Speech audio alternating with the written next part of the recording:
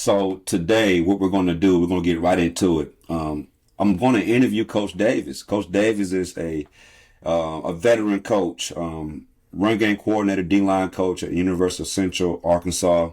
Heck of a coach, great friend, ex-teammate from Troy University. Like I said, 8 years at Central Arkansas, and has done a heck of a job there. For He's sure. had a ton of all conference players. He's had all Americans. They made the playoffs, won conference championships. He has all the accolades that you can think of. So, man, we're glad to have you on here, Tony. Man, I'm glad to have you as my partner in crime in the podcast. Man, I'm glad to have you on here as a guest today too. You know, you're giving your test, man. You're telling about your test and how it That's became your testimony. that's right, man. Yeah, man. It's a blessing, man. And man, I just thank God and I thank you for this vision, bro. And it's I know what we want to get out of it, man. It's something special, and man, I just want to motivate the listeners out there and the people, who once was in my shoes. As a young kid from Perry, Georgia, man. In Georgia, man, we know one thing, man, it's ball, man, and that's what we strive to get. And even though we all don't make it there to the league, we have moments in there where we have success and we find success. And man, for me, having the opportunity to move to Perry, I was once in Dooley County, Georgia, about 10 miles south of Perry. And my family moved to Perry, and that was one moment for me that kind of shifted everything for me. I got really close with Casey Hayward, 12-year NFL vet, man, and his family really brought me in and showed me the ropes as far as just training and how to be a pro at a young age, man. And I kind of grasped onto that coattail and had an opportunity to get a scholarship at Troy, man, and had a great career there, won multiple championships, man, and I would say, at that moment, man, in college, you really don't, you kind of just in the mix of everything, man. You don't really have a real plan. You don't think about what's the future like. You just so focused about the now. That's what coaches preach about, being in the now all the time, and I was so wrapped up in that, but once I got towards my senior year, man, I kind of knew I had battled some injuries and things like that, and I kind of knew that a pro career would probably wasn't going to be ideal for me, being my size and stature, playing defensive line, and just the wear and tear that I had, man. I just knew that my time would come to an end. So, during my senior year, I asked the school coach to the side, I'm like, what I need to do to be a coach? I want to be a coach one day. And they kind of told me the ropes in that, and just be myself and do the things that got me to where I was, man. Being a leader, doing everything right, and obviously having the right connections will get you through. So it didn't work out for me immediately, no. Once I finished, I had to move back home, which is a very humbling experience in itself. I had to get a job working at Lowe's, night stocking. And I also, tutor kids during the day. So, I was working around the clock, man, constantly, just pursuing anything. I was just so used to working, and, I always knew in the back of my head that, I wanted to coach it. It wasn't it. It wasn't the life that I wanted, but it was something that I had to do, in the meantime. So in the midst of all that, the rest is so Jeremy Elder, one of my former teammates at Troy, he passed away that summer, and Coach Mo Crane, he was a D-line coach for us at Troy. Then he left to go to Coffeyville, Kansas. Then once he left, Coach Butler was our D-line coach, but kind of going back to where I was at, that summer, Jeremy passed away, and I reached out to Coach Mo, was like, hey man, I just reaching out to you, just letting you know Jeremy passed away. And he was like, oh man, I didn't know that. And I was like, yeah. So, we all was pretty close. So, and I knew, Jeremy was kind of the jokester in our room. And, we all kind of took that hard. But in light of that, he asked me how was I doing. He was like, well, how are you doing, man? He hadn't heard from me in a while and hadn't seen each other. and I kind of told him, what my plans were, what I was doing. Working home, working 2 jobs, and that I had a dream of being a coach one day. And he was like, "Well, we got a job." He said, "We got a job opening." Now you got to think, man. I'm a 22-year-old kid from Middle Georgia, man, and you talking 18 hours away from home in Kansas, and I didn't hesitate. I didn't think about it one time. I just knew this was an opportunity for me to go and do what I wanted to do, and it was a student life manager. That was the role. But I didn't care at that time. I just like, well, it's my chance to get a job, and the hardest part in all of that was, I had just wrecked my car. I didn't have any transportation. I was driving my uncle's van to and from work, and once I got that call, I'm like, well, great. Yeah, I'm going to take the job. I'm like, yeah, I'm going to take it, not thinking about transportation or anything. And so I was like, wait, how am I going to get there? And that was the biggest test for me is like, well, I asked my mom, they kind of just brushed it off to the side. I asked my dad, kind of brushed it off to the side. It's 18 hours away. You 22 years old. And they like, man, all right. They just kind of, they didn't really, take it serious as I would. They didn't know my dreams. They didn't know this was something I really did want it. So in their mind, you were still like, a young kid to them that, just kind of trying to venture out and figure things out. That's right. And they're like, well, we ain't finna take you 18 hours to Kansas to the middle of nowhere, in their minds probably. But for me, I was serious, man. So what I ended up doing, man, I ended up getting my last paycheck from Lowe's and the tutoring job I had. And my cousin, Vincent Washington, man, love him to death, love you, bro. And I gave him the entire thing, man. I said, I will give you this entire check if you take me to Coffeyville, Kansas, bro, to pursue my coaching career. And that's what he did, man. He got me there. And the rest is history, man. And now, this is why I said now, 8 years here, at UCA. I had a stop at North Al in a brief stint as a GA at Troy. But, man, it was that moment for me when my cousin literally dropped everything, and he's my best friend. He still is, man. He dropped everything for me, and I gave him an entire check. He drove 18 hours to Kansas for me to be a coach, man. And I'm forever indebted to him for that. And he drove 18 hours back, man. And yeah, it was crazy, bro. That's amazing, dog. I never knew that. You know what I mean? That's something that when you talk about a test, that's a huge test because a lot of people don't understand. Like, okay, the transportation to get to your destination, to what you think you're trying to do in life, and your destination, your dreams, your goals. You're 18 hours away.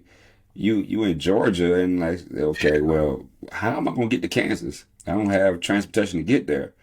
But what I do have is I got family. I got people who care about me. I got people who love me. I got people who are willing to look out for me. So if I got that, and I got everything I need, and a lot of people don't understand that, man. But your test, it was a huge test. And now look at it. Now look at your testimony that you got to tell other people. You got to tell people that I'm a Division I coach. Oh. I'm a defensive line coach at a Division I school. I've coached All-Americans. I've won conference championships. And you're doing it at a very high level, Tony, man. You are a heck of a coach and a hell of a friend. So, man, proud of you, man. That's a big deal, man. And happy that your cousin did that for you, because if not, who knows what you would have been doing right now. Yeah. That's something that, people kind of take lightly, but man, you don't know. And things happen for a reason, my parents said no for a reason, but my cousin said yes for a reason. And man, I'm like I said, I'm so thankful for him. And even going up there, like I said, I had no transportation. I still didn't have a vehicle. He just dropped me off, and I had to figure it out, man. And so I did. I was able to save up enough money to, purchase a car during the holidays, man. And shout out to Keela. I love you. She helped me set that up in Mobile. was able to help me get a vehicle because I flew home. I bought a plane ticket or one way, which was crazy. I told Keela, I said, I'm gonna buy this one way ticket and I plan on coming back with a vehicle.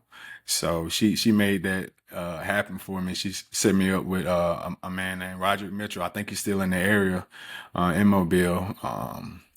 And he hooked me up with a car and man, I was on my way after that. So that's a beautiful thing, man. Look, it sometimes it takes, what people say, it takes a village, right? You had so many people that helped you out through your career to get where you are.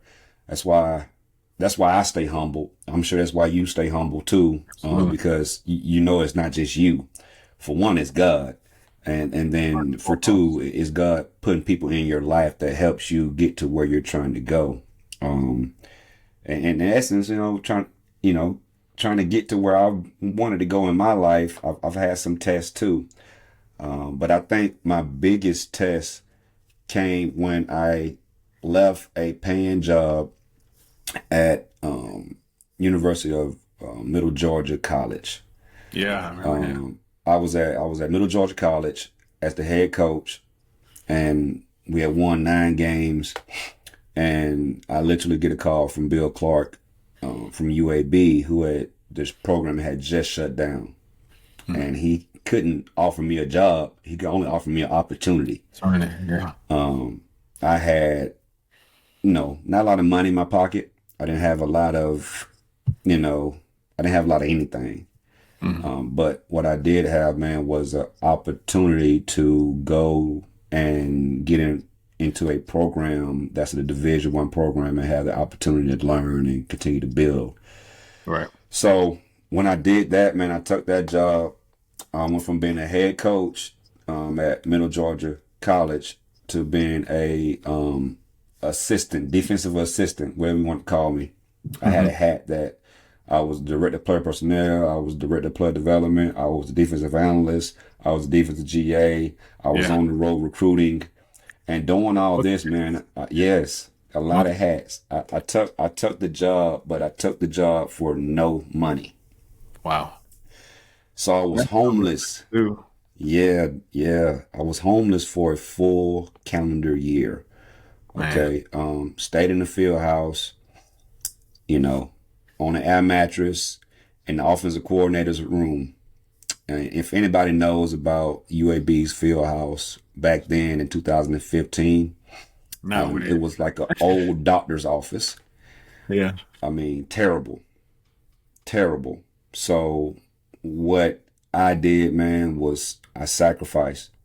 I prayed every day. I used to get up in the morning at like 5 a.m. and work out, run, just to kind of keep my mind sane. Yep. I knew I had to go get those guys together though when they came in that building. Absolutely. Just being in that building by myself every night, not having a home to go to, not having the opportunity to kind of release from the day and just having a second to take a breath from that day. I didn't get that. That was the toughest time in my career, to truly say I was homeless. I wasn't making any money. I mean, literally no money. I dipped into my savings from Georgia, spent all of it for that year. And you had no other choice. Sure. Took the opportunity, but didn't take any money, took the opportunity, and it paid off. I'm at the point now where we're comfortable, me and my wife are comfortable, but that test, and I say truly a test, was my biggest test in life, because I'll tell you this right here, man, to call something home is huge. And to not have a home, just imagine not being able to actually go to your home. I stayed in that field house, man, every day, literally 365 days, and made no money, and didn't show it at all on that football field. Gave him every bit of energy that I could have, and I gave it to him. And then we come and we go and we win 8 games after, 2 seasons of a hiatus and recruiting and on the road and California to Florida to New York and recruiting. We recruited nationally to winning 8 games and making a bowl game. And then all of a sudden I get a phone call from Ed Ogeron, who literally just texted me yesterday and told me happy birthday on his birthday, which is the day after my birthday. So, but he's a good friend still to this day, man. And after that 3 seasons at UAB, going through that test, I'm able to tell my testimony now and tell you that it was worth it. It was worth every minute of me laying on that air mattress at night, man, wondering, what am I doing? Why am I doing this? It was worth it, man. And I'm thankful for it. It's truly a blessing that I was able to go through it. And like I always say, man, it's just a test for your testimony. That's it. And we're not done. We're not done, Tony. We're going to have plenty more tests in life, man. That's what it's about, right? That's right, man. Adapt and overcome, man. And, and that's a great message, man. Just with what you said to a lot of the listeners and the people that's going to tune in to this, especially, you young men out there, man, who are probably going through moments like this in your life. It may seem very low, man. I don't know if, obviously we're going to reach a lot of people, but I don't know if any of you guys have any athletic experience or had anything to lean on as a team or bonding, man. But hold on to those moments, man, of straining your body and working out and things like that, man. Mental fortitude, mental strength is very important. And it takes a ton of that and some more to get through what Jeremy went through, man. It really does, man. And to be standing where you're at, to have the career that you've had up until this point, knowing that you went through that moment, man, it really is a test. And that's, man, you definitely passed that one. And like you said, but you had the people in place and you had the mental fortitude to push through that stuff, man. Amen. Mind over matter. That's right. Well, they always tell them, if you don't mind, it don't matter. That's right. You go through things in life, but you grow through it, man. And you understand that life is not perfect. Life is not easy, and life is not fair sometimes. You don't always get what you want. And I know you and I, we have dreams and aspirations to be at the highest level. But we're not there yet. So that's why I said the tests aren't done yet. We're still going through it right now. This thing is built off of just life blocks, I guess you could say. And every day we got to add a new block onto it and put the cement on it, keep building that foundation, keep building those walls up. And eventually we'll have a complete house, man. We're not there yet, not there yet, but we're working on it. And I'm thankful that we got each other to kind of lean on at times and talk about it.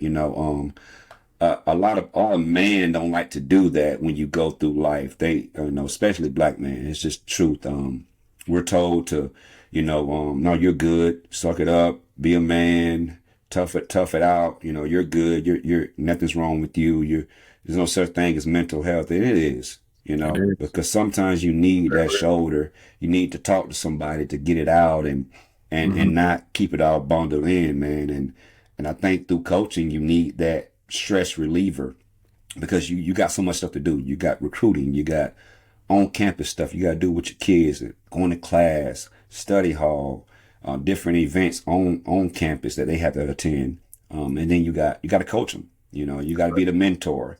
You got to be a second dad, a brother, an uncle. You got to play so many roles, man. You got to do other different tasks in the building, academics. It's so many things you have to do. And that's life, right? That's life. You got to deal with so many things. But I tell you what, we do it gracefully, and we've done it to the point where people believe in us. Because if we didn't, we wouldn't have these titles. We wouldn't be at a place 4+ years. I've been here 4 years. You've been there 8 years. And we've been successful. Now, every 4 years, all 4 years that I've been here, we've been rivals, right? And when it come down to it, before the game, we go speak and talk. During the game, we can't talk, but and then after the game, we speak and talk and hug and I love you, man. We'll good luck the rest of the way. It's just because it's my brother, period. No matter what. On that field, ain't no way we're gonna go at it. And by the way, I'm 3-1 for everybody need to know that. But no, man, it's a beautiful thing that we can do that, and we can do it tastefully. and be two heck of a D-line coaches and do it the right way, man. I appreciate you, brother. Man, you already know it, man. It's all love, and it's gonna be that way, And like you said, man, when we square up, we square up. And I watch your guys perform, you watch my guys perform, and regardless of the outcome, like I said, we're gonna love each other as soon as that clock hits 0. So, but it is always a pleasure, man, and always a pleasure talking to and hearing from you, getting your advice on everything. You always been in my corner for sure. With every step of the way, since I've been in the coach, and you've been kind of my big brother, and you are my big brother, who's been kind of leading me the way and encouraging me to get out of my comfort zone and doing things, and I appreciate you for that, man. You really built a lot of confidence up in me as far as in this profession and in this game of football, man. I appreciate you, bro. No doubt, brother. It's all love, man. With that being said, man, I think that's kind of a test of how we're going to be doing these sessions and this podcast, these episodes with our guests. We want to talk to our guests, get to know who they are, dive in deep, and get their test, which turned into their testimony, and then we'll talk a little ball. You're going to get ball in on this too now. We ain't going to just leave that out. We're going to talk D-line play. We're going to get that. We're going to have some of the best D-line coaches in America. We're going to have some of the best athletes in the world. Sure. Super Bowl champions. We're going to have all those type of guys on, man. But with that being said, we appreciate every one of you guys. Thank you for listening. Remember, like and subscribe on all your social media platforms, man. This is TrenchMob Testimonies. I'm Jeremy Hawkins. And I'm Tony Davis. Let's do it. We out. Peace.